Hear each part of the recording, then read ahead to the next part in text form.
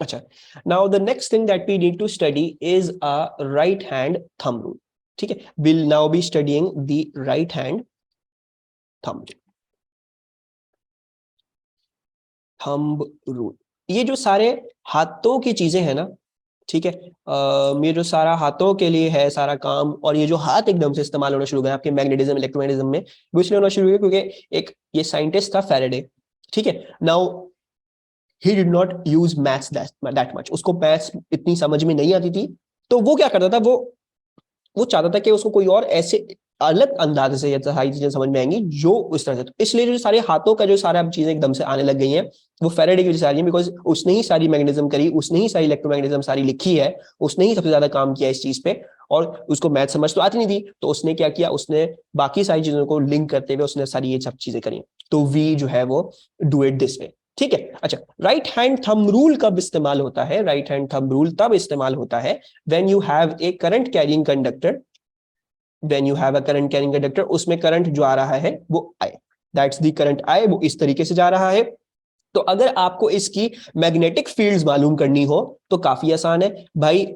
अच्छा, now remember this, right hand है ये, ठीक है, इसमें लेफ्ट हैंड नहीं लगा लीजिएगा, राइट हैंड है ये। राइट हैंड थंब रूल क्या कहता है भाई, if you have a current carrying conductor, तो थंब को करंट की डायरेक्शन में रख दो, तो मैग्नेटिक फील्ड्स क्या हो जाएंगी, वो सारी आपकी बाकी की जो फिंगर्स हैं ये वाली चारों, ये आपको जैसे घूमता हुआ बताएंगी, दे विल टेल यू कि क्या है मैग्नेटिक फील्ड की direction. So if we use it on this, thumb ऊपर की तरफ स्क्रीन पे, ठीक है, और आपकी जो ये है, आपकी जो ये सारी फिंगर्स हैं वो आर ऑब्वियसली कोइंसेंट्रिक सर्कल्स हैं, ठीक है, these are like concentric circles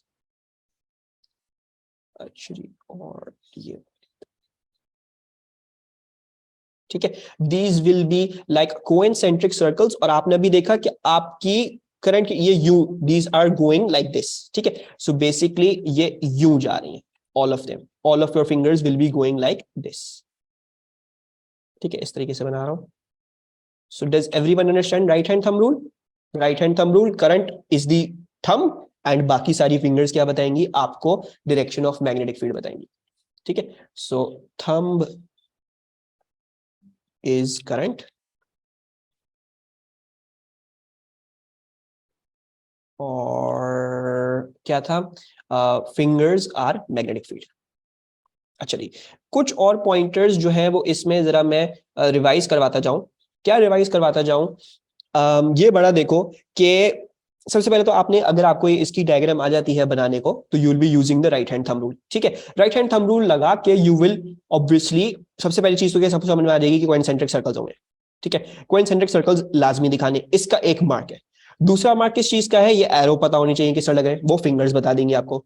तीसरा मार्क इस चीज का है, इसको नहीं भूलिएगा, जो फील्ड दूर होती जाती है उसका डिस्टेंस बढ़ता जाएगा, because you need to show that as a weak field, ठीक है। सो ये जो R1 है ये R2 से छोटा है, और R2 जो है वो R3 से छोटा है, ठीक है, मेक श्योर कीजिएगा ये चीज, और एटलीस्ट तीन चीजें, तीन कोइंसेंट्रिक सर्कल बना के आइएगा, तब 3 मार्क्स का ये क्वेश्चन आपको नजर आएगा, अक्सर पास पेपर्स में आया होता है, तब जाके ये मार्क्स मिलेंगे, ठीक है। अच्छा, बाकी दूसरी चीज आपको क्या पता होनी जरूरत है, you need to know a formula regarding this, and what is the formula, the formula is कि अगर आपको इसकी मैग्नेटिक फील्ड स्ट्रेंथ चाहिए हो, B, if you want the magnetic field strength for it, it is given by mu naught I upon 2 pi r, actually 2 pi r. Now mu nought क्या है, mu nought is a constant that is in your data booklet, ये कहलाता है permeability of free space, ठीक है, this is known as the permeability of free space, ये आपको अपनी डेटा बुकलेट में मिल जाएगा, दिस इज 4 पाई इंटू 10⁻⁻⁷, ठीक है, it is 4 pi into 10⁻⁷ Henry पर मीटर, हेनरी पर मीटर है, ठीक है, and it's something like this. अच्छा, ये फॉर्मूला क्या है, फॉर्मूला ऐसा है कि सपोज करो आपको जो है वो मैग्नेटिक फील्ड स्ट्रेंथ ढूंढनी है from the centre of the wire at a distance R, ठीक है, आपको सेंटर ऑफ द वायर से डिस्टेंस आर पे क्या ढूंढनी है, आपको मैग्नेटिक फील्ड स्ट्रेंथ ढूंढनी है, तो वो निकलेगी mu not I upon 2 pi R. ठीक है जी। अच्छा, परमिएबिलिटी बोले तो परमिएबिलिटी क्या, म्यू नॉट क्या होता है? Mu nought is permeability of free space, mu naught है ही परमिएबिलिटी। ठीक है, इसका सिंबल, उसका मतलब क्या होता है? चाहे मतलब में घुसने चले गए ना तो मेरा बच्चा हम जो है वो कहीं के कहीं निकल जाएंगे। खैर, जैसे आप लोगों ने अपने इलेक्ट्रिक फील्ड्स वाले चैप्टर में पढ़ा था, 1/4 पाई ई नॉट। ठीक है, there was 1/4 pi E nought. ये जो ई नॉट है ये है परमिटिविटी। ठीक है, मुझे शायद सही तरह से याद नहीं है, I pretty sure this called permeability, वो परमिटिविटी है। ठीक है, ये दो आपके कांस्टेंट्स हैं। ठीक है, these are two kinds of constants. ठीक है, वो इलेक्ट्रिक फील्ड्स का कांस्टेंट है, ये मैग्नेटिक फील्ड्स का जरा कांस्टेंट है। और एक मजे की बात आपको बताऊंगा कि आपकी जो स्पीड ऑफ लाइट है that is calculated using E not into mu naught. ठीक है, वो आप ट्राई आउट कर सकते हो। ई नॉट इंटू म्यू नॉट करोगे तो आपको, जहां तक मुझे मेरा अंदाजा है, जहां तक मुझे सारी चीजें याद है, you will be getting the speed of light. ठीक है, परमिबिलिटी, परमिटिविटी क्या है? देखो, दुनिया में चीजों की ना मैग्नेटिक फील्ड्स भी हैं और इलेक्ट्रिक फील्ड्स भी हैं। ठीक है, जब भी एक पार्टिकल ट्रैवल करता है वो इलेक्ट्रिक फील्ड बनाता है, वो मैग्नेटिक फील्ड्स भी बनाता है। ठीक है, तो उसकी जो दीगर मैग्नेटिक फील्ड्स में से परमिबिलिटी होगी वो कांस्टेंट डिफाइन कर रहा है ये चीज, और जो उसकी दीगर फील्ड्स में से परमिटिविटी होगी वो ई नॉट डिफाइन कर रहा है। ठीक है, खैर इसमें पढ़ने की जरूरत नहीं है, ना इसके बारे में सोचने की जरूरत है, परमिटिविटी क्या है, परमिटिविटी क्या है आपके कोर्स में नहीं है, ना आपको समझने की जरूरत है। सिर्फ ये समझना है कि ये कांस्टेंट है और इसका नाम पता होना चाहिए और इसकी आपको डेटा बुकलेट में वैल्यू मिल जाएगी, कोई प्रॉब्लम की बात नहीं है। ठीक है जी। अच्छा, अगर मैं आपको with in very close vicinity I give you 2 current carrying conductors. ठीक है, सो लेट्स से मैं 2 करंट कैरिंग कंडक्टर्स दे रहा हूं। Now these are 2 parallel current carrying conductors with currents in the same direction, यानी इसमें भी करंट इन दिस डायरेक्शन ही है एंड इसमें भी the current is in this direction ही। ठीक है, सो जल्दी से पहले तो मुझे बताओ इसमें जो मैग्नेटिक फील्ड्स होंगी दोनों की, वो एंटी क्लॉकवाइज होंगी, क्लॉकवाइज होंगी? ठीक है, शामिर ने एवरीवन ने बता दिया है answer. So yes, it is correct. जिसने भी आंसर दिया उन्होंने सही आंसर दिया, that the rotation will be in an anti clockwise fashion. Anti clockwise किस फैशन में? थंब क्वेश्चन रखोगे तो आपकी उंगलियां यूं घूमती हैं, एक घड़ी के ऑपोजिट आप घूम रहे हो, so basically this will be anti clockwise. ठीक है जी। सो मैं जो हूं वो क्या कर रहा हूं, I am going to make इन दोनों की सेपरेट सेपरेट क्या कहते हैं, मैग्नेटिक फील्ड्स। ठीक है, अच्छा, सेपरेट सेपरेट अगर मैग्नेटिक फील्ड्स बनाने जाऊंगा तो इसकी जो है वो यू बनेगी। ठीक है, ऑब्वियसली आपने जो है वो चीजें अपने दिमाग में रखनी कि जो जो दूर होती जाएंगी उनको आपने दूर दूर होते हुए दिखाना है। ठीक है, इस डायग्राम में इतना एग्जैजरेटेड मैं नहीं बना रहा क्योंकि मुझे उधर कुछ समझाने से मतलब है, मुझे उधर डायग्राम बनाने से मतलब नहीं है। ठीक है, अच्छा, और इसकी भी अगर देखोगे तो इसकी भी मैग्नेटिक फील्ड जो है वो इसी डायरेक्शन में यूं ही बनती है। ओके, ना अगर इसकी भी मैग्नेटिक फील्ड इसी डायरेक्शन में यूं ही बनती है तो जरा गौर से देखो। Now these 2 magnetic fields are actually in the same direction. ठीक है, तो कोई अगर फील्ड यहां से शुरू हुई और ये घूमती हुई इधर जाके मिल गई तो ये भी तो इधर ही जा रही है, तो this will now become a greater one field that is spinning in this direction. This will become a greater whole one field. Why? Because दोनों की एंटी क्लॉकवाइज है, तो एंटी क्लॉकवाइज दोनों का स्पिन, दोनों की मैग्नेटिक फील्ड्स एंटी क्लॉकवाइज मिलके एक बड़ा एंटी क्लॉकवाइज बना लेंगे। सो you will have something like this. अब मैं दोनों की मर्ज्ड फील्ड्स जो है वो बना रहा हूं, merged fields will be something like this. ठीक है जी।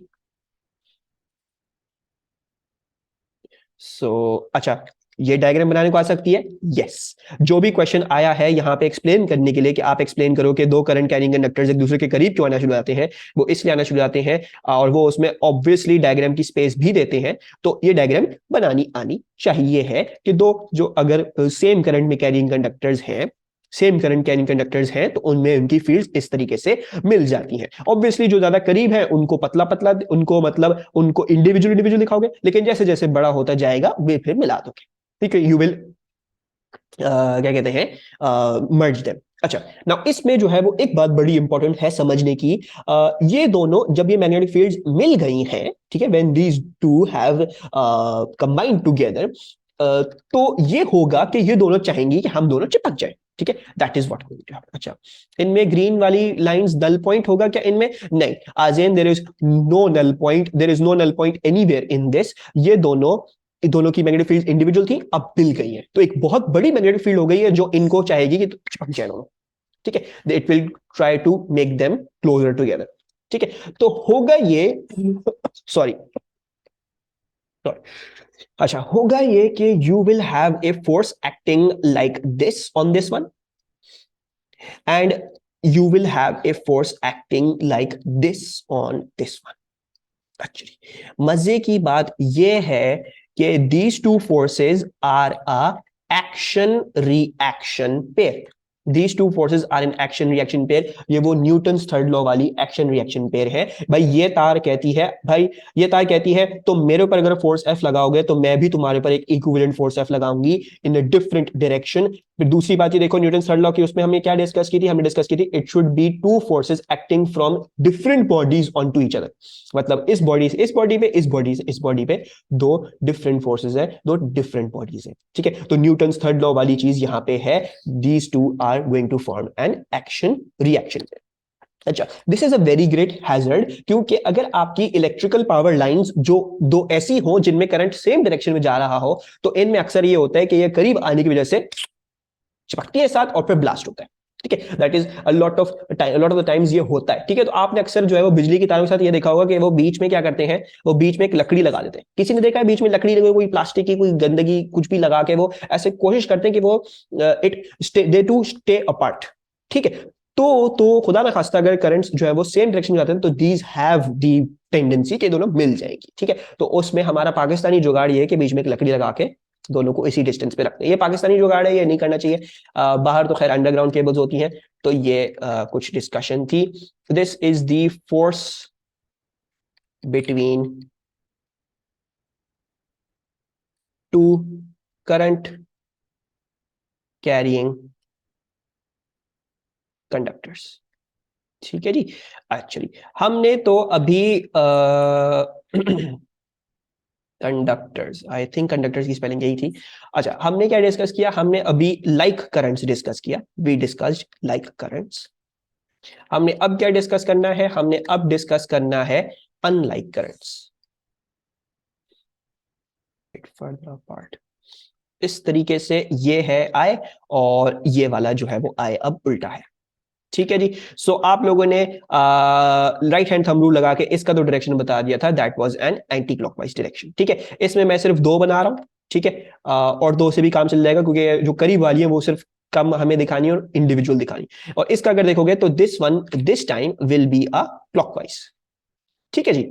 अच्छा, जब ये क्लॉकवाइज है और ये एंटी क्लॉकवाइज है, there is no chance these two can merge together, क्योंकि ये अलग डायरेक्शन में घूम रही है और ये अलग डायरेक्शन में घूम रही है। तो होता ये है कि ये दोनों दूर ही रहती हैं, एक दोनों से अलग ही रहती हैं, और ये जो है इन दोनों की इंडिविजुअल फील्ड्स ही रहती हैं। सो they will still be individual fields, or you will experience a force that is trying to push them apart, ठीक है। Yes Wajiha, there will be a null point, ठीक है। तो इस डायग्राम में you will be seeing that there is a null point, लेकिन you do not need to really get into discussion for the null point, वो हम अभी थोड़ी देर में डिस्कस करते हैं, जो 1 मिनट खत्म हो जाएगा तो बात करते हैं, यही काम है। खैर आते होंगे। तो yes Wajiha is correct, you should be having a null point in this. बहरहाल हमें नल पॉइंट की इसमें डिस्कशन करने की ज्यादा बात जरूरत नहीं पड़ती, क्योंकि इसमें अक्सर बेशतर ऐसे सवाल नहीं पूछे जाते हैं नल पॉइंट वाली चीज के लिहाज से, ठीक है। लेकिन हाँ, obviously there will be a null point. जब एक फील्ड कंफ्लिक्ट करेगी दूसरी फील्ड को, तो ये दोनों चाहेंगी कि एक पॉइंट ऐसा होगा कि दोनों पे जो फोर्स लग रही होगी दोनों तरफ से वो सेम हो जाएगी, तो नल पॉइंट उस पॉइंट पे आएगा, ठीक है। ऐसा होगा, लाजमी होगा। एंड इसमें जो है वो क्या होगा, इसमें आपके पास थे अनलाइक करंट्स, ठीक है। डायग्राम किसी और तरीके से बनेगी कभी भी नहीं, यही बनेगी हमेशा, ठीक है, it just depends on, may be ये उल्टा दिया हुआ, ये सीधा दिया हुआ, वो डिपेंड करता है। Using right hand thumb rule I feel like this is pretty easy. तो इसमें मैं ज्यादा जो है वो आप लोगों का दिमाग नहीं खाऊंगा, लेकिन हाँ एक चीज से जरा दिमाग मैंने खाना है, और वो सवाल बार बार पूछा जाता है। पास में सवाल देखोगे तो वही सवाल आया होता है हमेशा। ठीक है, तो वो जरा हम डिस्कस कर लेते हैं। वो आपसे जरा ये पूछते हैं कि आप जरा हमें ये बताएं कि अगर तो इन दोनों वायर्स में जो करंट था वो डिफरेंट था इन मैग्नीट्यूड, ठीक है, तो क्या आप हमें बता सकते हैं कि फोर्स जो एक्ट करेगी वो डिफरेंट होगी या सेम? ठीक है, अच्छा ना, अगर आप इसको ऐसे ही देखना चाहो, regardless of anything these two forces will be same. ठीक है, चाहे इसमें 2 एम्पेयर हो, इसमें 100 एम्पेयर हो, चाहे दोनों में 5 एम्पेयर हो, चाहे दोनों में अलग अलग एम्पेयर हो, the force will be same. Why is that? Because Newton third law says, भाई जो फोर्स तुम मेरे ऊपर लगा रहे हो मैं भी तुम्हारे ऊपर वही फोर्स लगाऊंगा। वही वाली बात, जैसे मैं अगर अगर जमीन मुझे मेरे वेट से खींच रही है, जमीन अगर मुझे मेरे वेट से खींच रही है, तो मैं भी जमीन को अपने ही वेट से खींचूंगा। हमारे दोनों के मासेस जो है वो अफेक्ट नहीं करते हैं, वो बड़ी है जमीन, मैं छोटा हूं, उससे कुछ फर्क नहीं पड़ रहा होता है। ठीक है, अच्छा, सो लेकिन इसका एक मैथमेटिकल प्रूफ भी है, और हमें इसमें मैथमेटिकल कैलकुलेशन पता होने की जरूरत भी है। अच्छा, now let's state what, let's state के the distance between these two wires. ठीक है, in this case scenario let's state that this is an x. ठीक है जी, दिस इज एन एक्स। ठीक है, अच्छा, नाउ वी जस्ट स्टडीड कि अगर आपको मैग्नेटिक फील्ड स्ट्रेंथ देनी हो at some distance r, at some distance x, तो आप इस तरीके से दोगे। ठीक है, so I am going to call this wire 1। ठीक है, और you need to know this derivation. ठीक है, ये आपको पता होनी चाहिए। If I call this wire 1 and if I call this wire 2, ठीक है, तो जो मैग्नेटिक फील्ड स्ट्रेंथ होगी यहां पे बिकॉज ऑफ दिस वायर, ठीक है, मैं जरा ये लिख भी दूं बात, ये कंफ्यूज ना हो, the magnetic field strength the B at wire 2 due to wire 1। ठीक है, the B at wire 2 due to wire 1। Wire 1 की वजह से जो मैग्नेटिक फील्ड स्ट्रेंथ इधर है वो कैसे दी जा सकती है? वो दी जा सकती है through B will equals to mu not I upon 2 pi x. ऐसा ही है, डिस्टेंस x था तो मैंने r की जगह अब x डाल दिया। अच्छा, now if you want to work out the force that is acting because of this wire, तो वो कैसे निकलेगी? वो ऐसे निकलेगी, because you know the formula F equals to BIL, right? Actually, और थोड़ा सा जरा मैं डिफरेंशिएट इस लिहाज से कर देता हूं, let's call this I1 and let's call this I2। ठीक है जी, सो ये जो I है जो वायर 1 की वजह से है, इसमें वायर 1 का करंट जाएगा। ठीक है, इसमें वायर 1 का करंट गया है, और ये मैग्नेटिक फील्ड स्ट्रेंथ किसकी आई है? मैग्नेटिक फील्ड स्ट्रेंथ भी वायर 1 की आई है at the position of the wire 2। ठीक है, अच्छा, नाउ अगर आपको फोर्स निकालनी है अब इस वायर पे, तो ये जो है वो B1 है, ये इस पॉइंट पे जो मैग्नेटिक फील्ड स्ट्रेंथ एक्ट कर रही है वो है। करंट किसका है? ये हम वायर 2 पे निकालना चाह रहे हैं, फोर्स क्या है, तो करंट वायर 2 का जाएगा इसमें। ठीक है, और लेंथ ऑब्वियसली दोनों की कुछ लेंथ होगी जो एक दूसरे के साथ पैरेलल है, वो लेंथ है, उसमें कोई हमारा जो है वो कंफ्लिक्ट नहीं होना चाहिए। कुछ भी लेंथ आपको दी जा सकती है। ठीक है, आपको हो सकता है दिया हो भाई ये लेंथ है, दोनों वायर्स की जो लेंथ है वो इतनी है, खत्म कहानी, वो लेंथ आपने तो उठा के डाल दी बस। लेकिन ध्यान में क्या रखना है, अगर वायर 2 पे पूछ रहे हैं वायर 1 की वजह से मैग्नेटिक फील्ड, तो करंट जाएगा इसका मैग्नेटिक फील्ड स्ट्रेंथ के फॉर्मूला में, जब इसकी वजह से मैग्नेटिक फील्ड स्ट्रेंथ यहां पे निकल जाएगा। जब इस पे फोर्स निकालना चाह रहे हो तो करंट जाएगा इसका I2। ठीक है, तो मैंने इधर I2 डाला। अब मैं क्या कर रहा हूं, मैं जो हूं वो इस B1 में ये चीज डाल रहा हूं। So F will equals to mu not I1 upon 2 pi x. ठीक है जी, और into I2 and into L। ठीक है, तो इस बकायदा ये पूरे फॉर्मूला से, using this whole formula, you can work out the force, you can work out the force. लेकिन मुझे आप लोगों को एक बात प्रूफ करनी थी, एक बात समझानी थी। वो बात क्या समझानी थी? वो बात ये समझानी थी कि आपको नजर आ रहा होगा म्यू नॉट भी कांस्टेंट, 2 भी कांस्टेंट, पाई भी constant, the separation between the wires x भी कांस्टेंट, L भी कांस्टेंट। तो इसका मतलब यह हुआ the force is directly proportional to the products of I1 and I2। The force is directly proportional to the currents I1 and I2 का multiplication, तब भी चाहे तुम जो है वो कैलकुलेशन ऐसे करते कि तुम वायर 1 पे निकालते वायर 2 की वजह से मैग्नेटिक फील्ड स्ट्रेंथ, यानी यहां पे I2 डालते, इवेंचुअली तुम्हें यहां पे I1 लेना पड़ता। फोर्स कैसे आती? फोर्स दोनों की करंट्स की मल्टीप्लिकेशन के थ्रू ही आती। बात कहने की मतलब ये है, या तो ये लिख के आ जाओ इस वाले आंसर में कि forces will be same because of Newton's third law, या ये लिख के आ जाओ they will be same because force is directly proportional to the product of the currents in both the wires. दोनों कंडीशंस, दोनों स्टेटमेंट्स आपके लिए सही साबित होंगी। ठीक है, आर वी क्लियर? मुझे ऐसा लग रहा है मैं जो सो फोर्सेस आर सेम। ठीक है, डू लेट मी नो, क्योंकि अगर ये जो दो करंट कैरिंग कंडक्टर्स के सवाल है ना, ये जो है वो ऐसे ही आएंगे। ठीक है, उसमें यही पूछा जाएगा forces are same because of this, you can quote this और you can say Newton's third law. अच्छा, एक सवाल आजेन ने पूछा है, वो हम एड्रेस कर देते हैं जरा। अजेन सेज I1 कहां से आया? I1 अजेन यहां से आया कि अगर मैं वायर 2 पे मैग्नेटिक फील्ड स्ट्रेंथ निकालना चाह रहा हूं वायर 1 की जो मैग्नेटिक फील्ड है वो ऑटोमेटिकली यहां तक आ रही होगी, कुछ ना कुछ हिस्सा यहां तक आ रहा होगा। तो जो वायर 1 की वजह से मैग्नेटिक फील्ड स्ट्रेंथ यहां पे आ रही है, वो कैसे कैलकुलेट करते थे? वो mu naught I upon 2 pi bit और डिस्टेंस। ठीक है, अब जो इसमें म्यू नॉट आई में जो करंट जाएगा वो ये I1 जाएगा, क्योंकि तुम इसकी मैग्नेटिक फील्ड स्ट्रेंथ निकालना चाह रहे हो कहां पे? यहां पे। तो therefore I put in I1। लेकिन जब मैं इस पे फोर्स निकालने जा रहा हूं तो जो ये BIL डालूंगा मैं, बी तो ये वाला गया जो इसने इधर इंड्यूस किया हुआ है, और जो I2 जो आया वो इसलिए डाला क्योंकि हम इस पे फोर्स निकालना चाह रहे हैं, तो इसके अंदर जो करंट है वो I2 इधर आ गया। ठीक है, सो I1 जो है वो बी से आया है, फिर मैंने बी में जो है वो ये चीज सब्स्टिट्यूट कर दी जो हमने ऊपर निकाली थी। सो ये I1 mu not I1 upon 2 pi x into I2 into L। समझ आ रहा है? सही है, कुछ चीज नहीं है, बस ये देखो, जब फोर्स इस पे निकाल रहे हो तो इसका करंट लोगे। ठीक है, जब फोर्स निकाल रहे हो I2 पे तो I2 का करंट लोगे, और जब मैग्नेटिक फील्ड स्ट्रेंथ ढूंढ रहे हो I1 की वजह से तो I1 का करंट लोगे। यही बात उल्टी होती, अगर तुम निकाल रहे हो तो मैग्नेटिक फील्ड स्ट्रेंथ I2 की तो तुम I2 का करंट लेते, फोर्स निकाल रहे थे अगर I1 पे तो तुम I1 का करंट लेते। जैसे भी करो, चाहे यूं जाओ और फिर करो, चाहे यूं जाओ और फिर करो, दोनों से यही आएगा, I1 जो है वो I इंटू I2 है। ठीक है, अगर अभी भी बात अनक्लियर है तो कोई प्रॉब्लम नहीं है, मैं क्लास के बाद अलग से तुम्हें समझा दूंगा। ओके चलो, बता दिया करो, मैं वेट कर रहा था। अच्छा ना, a long straight vertical wire carries a current I. The wire passes through a horizontal card EFGH as shown in figure 8.1 and figure 8.2। ठीक है जी, 8.1 है और 8.2 में आपको दिखाया हुआ ये करंट ऐसा था। पहले यूं व्यू दिया, अब आपको ऊपर से व्यू दे दिया है कि ये करंट जो है out of plane of paper है, यानी आपकी तरफ आ रहा है ना। 3 मार्क्स का सवाल दिया हुआ है कि आप हमें मैग्नेटिक फील्ड का पैटर्न बना के दिखा दो। 3 मार्क्स का सवाल, 3 मार्क्स सिर्फ एक ड्राइंग बनाने के लिए। तो प्लीज प्लीज प्लीज इसमें जो जो बातें मैंने आपको समझाई हैं उसका ध्यान रखना है।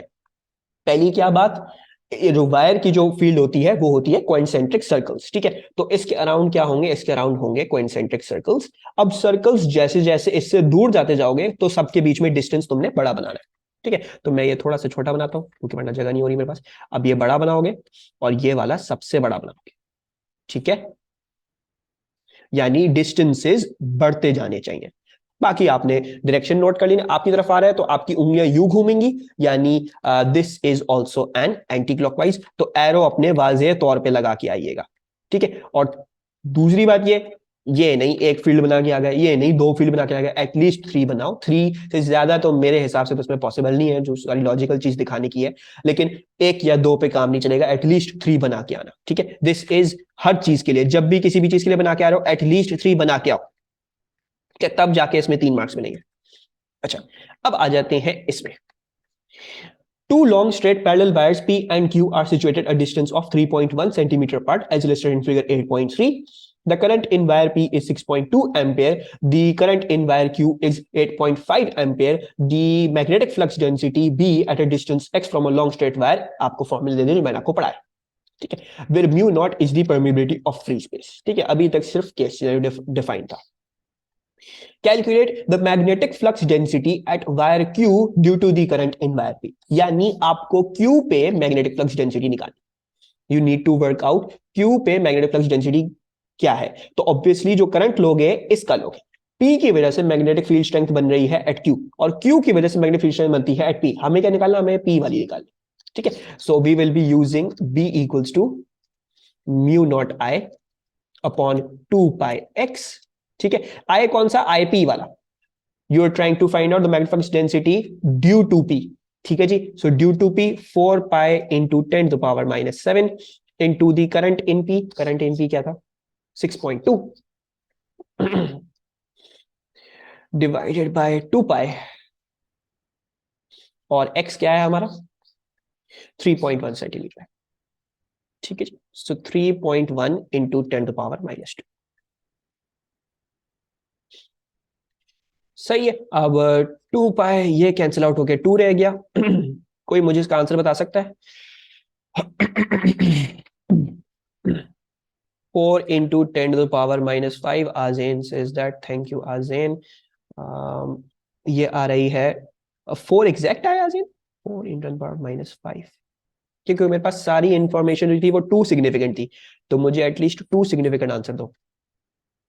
4 exact, how is that even possible? एक सेकंड रुकना। 4 exact bro, how is that? ठीक है, सही है, सही है। 4 एग्जैक्ट है तो मुझे 2 सिग्निफिकेंट लिखना है, तो 2 सिग्निफिकेंट जबरदस्ती करेंगे इसको 4.0 into the power -5। Thank you again. ठीक है, 4.0 इंटू 10⁻⁻5। एक्चुअली अब आ जाते हैं the force per unit length. आपसे सिर्फ फोर्स नहीं पूछी, आपसे फोर्स पर यूनिट लेंथ पूछी है, क्योंकि उन्होंने आपको यहां पे लेंथ दी ही नहीं है। अब आपको पता भी फॉर्मूला क्या था, फॉर्मूला है F equals to BIL। B कौन सा, अब बी क्यू वाला होगा, क्योंकि आप फोर्स निकाल रहे हो क्यू पे। ठीक है जी, सो बी क्या है, बी आपने अभी निकाली 4 इंटू 10। अच्छा, फोर्स पर यूनिट लेंथ है, यानी लेंथ को उधर डिवाइड करना है। ठीक है, तो force divided by length will equals to B into I Q. B क्या है 4 इंटू 10⁻⁻5, और आई क्यू क्या है, आई क्यू आपकी 8.5 एम्पियर, तो इंटू 8.5। सही है जी, और ये आपको दे देगी आपकी फोर्स पर यूनिट लेंथ। ये क्या रहा है, is it 3.4 something, 3.4 number 4। Thank you again. कोई भी बच्चा कैलकुलेटर लेके नहीं बैठा हुआ है, वेरी डिसअपॉइंटिंग। तो 3.4 सिवाय आजिन के 3.4 इंटू 10⁻⁻4, और एक और बच्चे के भजिया के अलावा। अच्छा, फिर आपसे कोई question, the currents in wires P and Q are different in magnitude, state and explain whether the forces per unit length on the two wires will be different. They will be same as Newton's third law states. ठीक है, या तो आप ये लिख के आ जाओ, या आप ये लिख के आ जाओ, you can also write for you can write the reaction pair, they will be same as Newton's third law states, या फिर आप ये लिख के आ जाओ because the force is directly proportional to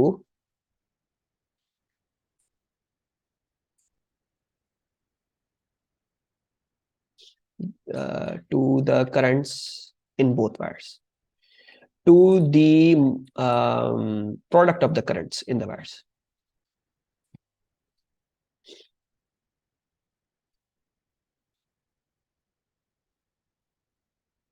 ठीक है, तो ये एक जेनेरिक सा सवाल है। यस यस, तो ये जो है वो एक जेनेरिक सा सवाल है, अगर आता है तो ये ऐसा ही आता है। ठीक है, कोई भी पासवर्ड खोल के देख लो, अगर मुझसे ऐसा सवाल आया है, आखिरी सवाल, आखिरी पार्ट यही है, और कैलकुलेशन भी वही है, एग्जैक्ट डिट्टो कॉपी यही मिलेगा आपको। ठीक है, अच्छा, लेकिन जरा हम जो है वो इस पे चलते हैं, ये और मजे का सवाल है, और आपके पास आ जाता है define the Tesla. The Tesla वाला सवाल मैंने किया हुआ है पहले। ठीक है, तो वो यहां लिखा हुआ है, मैं दोबारा से नहीं कर रहा, सिर्फ ये बता रहा हूं कि जब आप इसको डिफाइन करने जाओगे तो आप क्या बात करोगे, बी क्या था, बी है F अपॉन आई एल।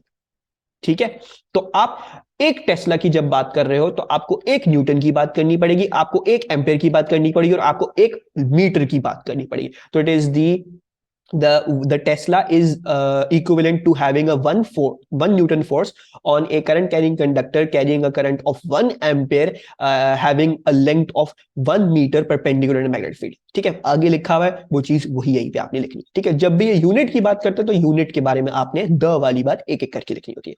अच्छा, अब आ जाते हैं इसमें. अच्छा सवाल है. The magnet produces a uniform magnetic field of flux density B. Magnetic field density को फ्लक्स डेंसिटी बोलते हैं, मैग्नेटिक फ्लक्स डेंसिटी बोलते हैं. In the space between its poles, a rigid copper wire carrying a current is balanced on a pivot. Part PQLM of the wire is between the poles of the magnet as illustration figure 8.1. ठीक है, तो PQLM उठा के इन्होंने इधर डाल दिया है, इसके बीच में है, और ये पिवट है, और एक वेट W जो है वो उन्होंने इधर है. The wire is balanced horizontally by means of a small weight. ठीक है, क्या जरूरत है स्मॉल वेट की वो हम देख लेते हैं, क्या है क्या नहीं. करंट की डायरेक्शन बता दे तो ऑब्वियसली हमें पता चलेगा क्यों जरूरत है. अच्छा, now the section of the wire between the poles of the magnet is shown in figure 8.2. Explain why section QL of the wire gives rise to a moment about the pivot. अच्छा, पहले तो current की direction क्या है. Current की direction जो है वो U है, it is going over here. तो definitely between PQ it's like this, फिर Q to L यूं जा रही है, और L to M ये यूं जा रही. ठीक है, ऐसी कहानी है. अब ये आपसे पूछते हैं सेक्शन QL की जब हम सिर्फ बात कर रहे हैं तो it produces a moment about the pivot, यानी ऑब्वियसली फोर्स है. परपेंडिकुलर डिस्टेंस तो आपको नजर आ रहा है कि पिवट से इसका परपेंडिकुलर डिस्टेंस होगा, जो भी फोर्स होगी इसका परपेंडिकुलर डिस्टेंस होगा. तो जरा हम इस पे ये अंदाजा लगाते हैं using left hand Fleming's rule कि इस पे फोर्स कैसे किस डायरेक्शन में है. तो जल्दी से everyone tell me the force acting on QL. What is the force? What is the direction of the force acting on QL? अच्छा, आसेन बेसिकली ये है कि उन्होंने ये एक ऐसी कोई चीज है, ये तारे हैं, एक ही तार है लंबी सी, एक रिजिड सी तार है, उन्होंने इस तरह से इसका कुछ बनाया और उसको इस तरह से मोड़ के इस तरह से ले गए. ये बीच between the north and south poles एक यूनिफॉर्म मैग्नेटिक फील्ड है. तो ये करंट कैरिंग कंडक्टर्स हैं 3 जो इस यूनिफॉर्म मैग्नेटिक फील्ड में है, और इधर पिवट है, और इधर एक वेट W है जो सब चीजों को बैलेंस करके रखा हुआ है. ठीक है, सो बेसिकली मोमेंट्स का क्वेश्चन है ये इन द मैग्नेटिक फील्ड के चैप्टर से रिलेशन. ठीक है, अच्छा, अब आपसे ये पहले पूछते हैं कि section QL of the wire gives rise to a moment about the pivot. आप ये बताएं कि जो QL वाला जो सेक्शन है जिसमें करंट इस तरीके से है, ये पिवट क्यों बनाता है, gives rise to a pivot about, gives rise to a moment about the pivot, not a pivot about the moment. कि मोमेंट क्यों बना रहा है, पिवट यहां पे है, मोमेंट ये क्यों बना रहा है. अच्छा, by the way I feel getting so many wrong answers. ऐसा क्यों है? Okay, I want everyone to do this with me, क्योंकि मेरे पास सारे आंसर्स जो हैं वो गलत आए हैं some reason. I have it वो. अच्छा, magnetic field will be pointing from north to south. ठीक है, तो ये यूं आ रही है मैग्नेटिक फील्ड. सही है जी, वी ऑल एग्री कि मैग्नेटिक फील्ड जो है वो यूं आ रही होगी, इधर से इधर पॉइंट करिए, नॉर्थ टू साउथ. ठीक है, अच्छा, नाउ ये नॉर्थ टू साउथ है. करंट जो है वो इनटू द पेज जा रहा है, आपसे दूर जा रहा है. ठीक है, सो मैग्नेटिक फील्ड क्या थी, मैग्नेटिक फील्ड ये वाली थी, सो दिस इज राइटवर्ड्स. ठीक है, अच्छा, करंट क्या है, करंट जा रहा है इनवर्ड्स इनटू द पेज.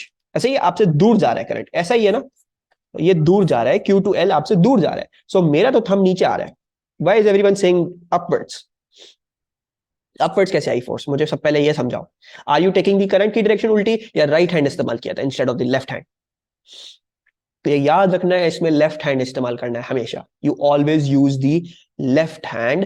दूसरी बात ये कि करंट जो वो नॉर्मली आपको बताएंगे, नॉर्मली करंट या एक प्रोटॉन का फ्लो वो करंट है. ठीक है, इलेक्ट्रॉन का फ्लो वो एंटी करंट है, इसलिए इलेक्ट्रॉन के लिए या किसी भी नेगेटिव स्पीशीज के लिए उल्टा करना पड़ता है. वैसे जब भी वो बात कर रहे हैं फ्लो की या करंट की, वो वैसे ही लेना है आपने. ठीक है जी, so the current is inwards north to south, इस तरह से जा रहे हैं, एंड फोर्स इज डाउनवर्ड्स. ठीक है, तो हमें ये पता चलता है, हमें ये पता चलता है, और बाकियों को आई होप बात समझ में आ रही हो, बाकी किसी ने आंसर नहीं दिया. So the force is acting downwards. अच्छा, नाउ अगर आप इसको केयरफुली देखोगे, अगर मैं इधर इस डायग्राम में चलता हूं तो we see that there is a force acting downwards. सही है जी, there is a force acting downwards, and you can also clearly see कि पिवट से इसका एक परपेंडिकुलर डिस्टेंस आ रहा है. ऐसा ही है, there is a perpendicular distance between this and the pivot. ठीक है, जो हमें नजर आता है 5.6 सेंटीमीटर आता है. ठीक है, तो इसीलिए ये एक मोमेंट प्रोड्यूस कर रहा है. मोमेंट का आई होप सबको याद हो, मोमेंट क्या था, फोर्स वॉर, सॉरी, मोमेंट था force into perpendicular distance from the pivot, right? So force है, परपेंडिकुलर डिस्टेंस भी है पिवट से, so you will quote this. ठीक है, सबसे पहले तो ये बताना है कि फोर्स क्यों है। ठीक है, फोर्स इसलिए है, देयर इज अ, देयर की स्पेलिंग गलत हो गई है, there is a vertical downward force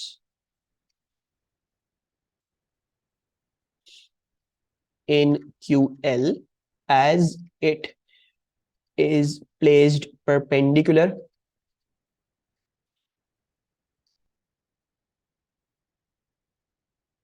in the magnetic field.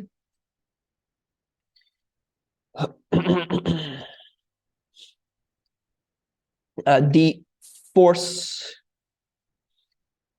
has a perpendicular distance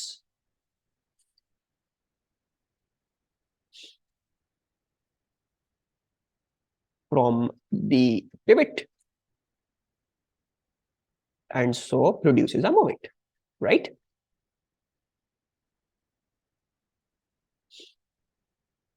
अच्छा जी, ना अब इसमें जरा बातों का ये ध्यान रखना कि मोमेंट प्रोड्यूस करा, तो मोमेंट के बारे में ज्यादा बात करनी है instead of the downward direction of the force. ठीक है, मोमेंट कब प्रोड्यूस होता है? जब एक फोर्स का परपेंडिकुलर डिस्टेंस होता है पिवट से, तो उस पर ज्यादा ध्यान देना, उस पर मार्क्स मिलेंगे, वरना नहीं मिलेंगे मार्क्स। अगर सिर्फ ये लिख के आ गया मैग्नेटिक फोर्स जो है वो डाउनवर्ड है, तो इसको कुछ नहीं समझ में आने वाला।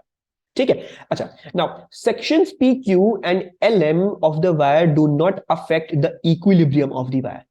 तो ये जो पी क्यू है और ये जो एल एम है, ये कुछ इफेक्ट ही प्रोड्यूस नहीं करते, इनकी वजह से कुछ चेंज लो या ना लो कुछ फर्क ही नहीं पड़ता। ऐसा क्यों? ऐसा क्यों होगा? Why taking sections P Q and L M they would have no effect? Can you guys जल्दी से work out the direction of the force on P Q? P Q की जो डायरेक्शन ऑफ फोर्स है वो कैसा है? Okay, अक्सर और बेशतर क्वेश्चंस हमें आंसर्स मिल गए हैं। अच्छा, जिनको नहीं समझ में आया, north to south your magnetic field, ये रेड वाली जो लाइन है that is north to south magnetic field. अब तुमने पिक्चर कैसे करना है? नॉर्थ ये पड़ा हुआ, साउथ ये पड़ा हुआ, ठीक है, इन दोनों के बीच में यूं तुम्हारी मैग्नेटिक फील्ड है, मैग्नेटिक फील्ड यूं आ गई, pointer was the magnetic field, ये आ गई इस तरीके से। ठीक है, नाउ करंट कैसा है? करंट है डाउनवर्ड्स। ठीक है, पी क्यू को अगर देखोगे तो दी current is downwards, current is downward, so that means current वाली उंगली middle finger is the current that is downwards. ये देखो अभी भी राइट पे ही जा रहा है, मैं इसको चेंज नहीं किया, दिस इज नाउ डाउनवर्ड्स, हो गया। अब सीधा सीधा थंब इलोंगेट कर दो अपना, जिस डायरेक्शन में होगा वो होगा। ये थंब अभी मेरी तरफ पॉइंट कर रहा है, सो इसका मतलब ये हुआ कि इस पे जो फोर्स है वो बाहर की तरफ यूं है, this is out like this, ये मेरी तरफ है, this is out of the page towards me. ठीक है, समझ में आया? जिनको समझ नहीं आ रहा था, मलिक, हम्माद और वजीहा। ठीक है, so everyone is giving the correct answers, बिल्कुल सही। अगेन नॉट टू साउथ अभी भी राइट की तरफ है, this time the current is upwards. ठीक है, current is upwards, so it is like this, as an out of the page नहीं होगा, it will be into the page. ठीक है, तुम्हारी कोटिंग में गलत हुआ है, बाकी मुझे पता तुम सही बोल रहे हो। सो करंट इज अपवर्ड्स और फोर्स जो है वो स्क्रीन के अंदर जा रही है। ठीक है, या अवे फ्रॉम मी बोलो या इनटू द पेज बोलोगे, तो the force is like this. कोई अब मुझे अब बता सकता है कि ये दोनों इक्विलिब्रियम क्यों कॉज कर रहे हैं? इनकी वजह से कोई इफेक्ट लो ला लो कोई फर्क ही नहीं पड़ता, क्यों है ऐसा? ओके, इक्विलिब्रियम की क्या कंडीशंस थी? इक्विलिब्रियम की कंडीशंस ये थी कि net force must be equal to zero and net moment must be equal to zero. I hope सबको ये एएस से याद हो। नेट फोर्स की जहां तक बात है, तो these two forces are equal in magnitude and opposite in direction, तो ये इसको काट देती है, this is definitely cutting this one out. तो नेट फोर्स का ताल्लुक जहां तक है, दीज टू ऑपोजिट डायरेक्शन में एक दूसरे को खत्म कर देती है। नेट मोमेंट की अगर बात करते हैं तो मोमेंट होगा और दोनों फोर्सेस का होगा, क्यों होगा? बिकॉज ये इस तरफ पॉइंट कर रही है और वो उस तरफ पॉइंट कर रही है। ठीक है, अब अगर इसका और पिवट के बीच में परपेंडिकुलर डिस्टेंस निकालना है तो वो कुछ इस तरीके से आ रहा है, यूं। ठीक है, it's coming something like this, सही है। लेकिन the thing is, the good thing is कि जो इसका परपेंडिकुलर डिस्टेंस आ रहा है वो इसका भी परपेंडिकुलर डिस्टेंस आएगा। अब जब अगर ये क्लॉकवाइज बना रहा है तो वो एंटी क्लॉकवाइज बनाएगा, और जब ये क्लॉकवाइज बना रहा है वो एंटी क्लॉकवाइज बना रहा है, तो इनके मोमेंट्स भी कैंसिल आउट हो जाएंगे। Right. So these two forces पूरे पूरे तरीके से एक दूसरे को खत्म कर रही हैं, तबाह कर रही हैं, मोमेंट में भी और नेट फोर्स के ताल्लुक में भी, दोनों एक दूसरे को खत्म कर देती हैं। So why do they contribute, they do not affect the equilibrium of the wire, because the currents in them are in the opposite directions.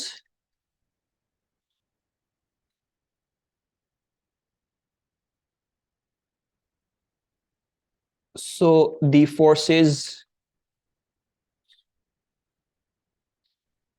in them are also opposite in direction.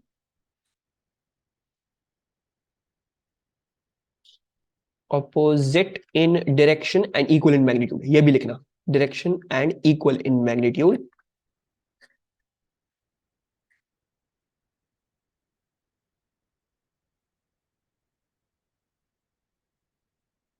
ठीक है, मैं बताता हूं। Therefore, these two forces cancel out each other as well as the respective moments. ठीक है, मैं अच्छी English लिखता हूँ, लेकिन as well as the moments भी लिख दो तो कोई मसला नहीं है, समझा दी। मेरे को बस एक बात क्लियर करनी थी कि भाई दोनों ऑपोजिट डायरेक्शन है, कैंसिल आउट करिए एक दूसरे को। यहाँ पे 2 मार्क्स इस चीज के। अच्छा हफ्सा, बेसिकली देखो बात क्या है बात ये है, देखो एक फोर्स है, सपोज करो what if the current would be in the direction, तो एक्शन रिएक्शन की वजह से फोर्स ऐड होगी या फिर नहीं, मतलब if one force is x then the overall force will be 2x या x। ओके आ जाइए, हम समझाते हैं। अच्छा हफ्सा पहले क्वेश्चन तुम्हारा, ठीक है। एक वायर ऐसी थी, ठीक है, एक वायर में क्या बना रहा हूं ये, एक वायर ऐसी थी, ठीक है जी। अब तुम्हें स्लांट दिखाया हुआ है, तुम्हें पीछे स्लांट में दिखाया हुआ है कि पीछे इस तरह से वायर, असल में ये जो वायर स्लांट में नजर आ रही है ये इसके बिल्कुल पीछे ही है। अगर तुम सामने से देखोगी इसकी लाइन ऑफ एक्शन में तो तुम्हें नजर आएगा कि दोनों वायर्स आमने सामने, पीछे वाली नजर नहीं आने वाली। ठीक है, ऐसा केस सिनेरियो होगा। सही है जी। अच्छा अब यू नो कि इसकी जो फोर्स थी वो पॉइंट कर रही है तुम्हारी तरफ, जो इस वायर की फोर्स थी वो पॉइंट कर रही है तुम्हारी तरफ। ठीक है, मैंने डॉट बनाया, तुम्हारी तरफ आ रही है। और जो पीछे वाले वायर की जो फोर्स है वो पॉइंट कर रही है दूसरी तरफ, इनटू द बीच। ठीक है, यानी एक फोर्स तुम्हारी तरफ, दूसरी फोर्स पीछे की तरफ। सही है जी। अच्छा जी, अब सपोज करते हैं पिवट इन दोनों का यहां पे है। सही है, पिवट इन दोनों का यहां पे, तो दोनों के बीच में जो परपेंडिकुलर डिस्टेंस आ रहा है वो क्या आ रहा है, सेम आ रहा है। Is in the perpendicular distance same, क्योंकि वो दोनों आमने सामने है, ऐसा है। सो जब दोनों का परपेंडिकुलर डिस्टेंस सेम आ रहा है, तो अगर एक यू घुमा रही है पिवट के अराउंड, तो अगर दूसरी यू घुमा रही है, एक क्लॉकवाइज घुमा रही है तो एक एंटी क्लॉकवाइज घुमा रही है, तो कैंसिल आउट हो जाना है, right. Section QL of the wire has length 0.85 centimeter. The perpendicular distance of QL from the pivot is 5.6. When the current in the wire is changed by 1.2 amperes, W is moved a distance of 2.6 centimeter along the wire in order to restore equilibrium. The mass of W is this much. अच्छा, आपको ये बताते हैं भाई, आपको हमने length पहले से मार्क करके दी है। आपको हमने बताया QL की जो लेंथ है, QL का सेक्शन जो है यानी ये लेंथ दैट इज 0.85, और आपको QL का सेंटर से डिस्टेंस दे दिया है, पिवट से डिस्टेंस दे दिया है 5.6। ठीक है, अच्छा जी, आपको ये भी बता दिया है। फिर आपको ये बोलते हैं कि when the current in the wire is changed by 1.2 amperes, W is moved a distance of 2.6 centimetre along the wire in order to restore equilibrium. यानी जब यहां पे करंट बढ़ाओगे, जब यहाँ पे करंट बढ़ाओगे तो यानी यहाँ पे फोर्स बढ़ेगी। ठीक है, तो जो पहले डिस्टेंस था इस वेट का वो चेंज करना पड़ेगा, एडजस्ट करना पड़ेगा ताकि वापस इक्विलिब्रियम में हो। ठीक है, तो वो आपको ये बोलते हैं भाई वेट W ये है और हमने इसको इतना डिस्टेंस मूव किया। ठीक है, आपसे पूछते हैं calculate the change in movement, या आपको पूछ रहे हैं दिखा दो हमें क्या है। तो एवरीवन नोज मोमेंट का फॉर्मूला क्या था, मोमेंट का था force into perpendicular distance. Perpendicular distance आपने कितना चेंज किया पिवट से, W is moved a distance of 2.6 centimetre, so 2.6 into 10 to power -2। और फोर्स क्या है, फोर्स ऑब्वियसली वेट W है, ये मास दिया हुआ है, द मास ऑफ W दिया हुआ है आपको ये। ठीक है, तो हम इसको पहले तो वेट में कन्वर्ट कर लेंगे।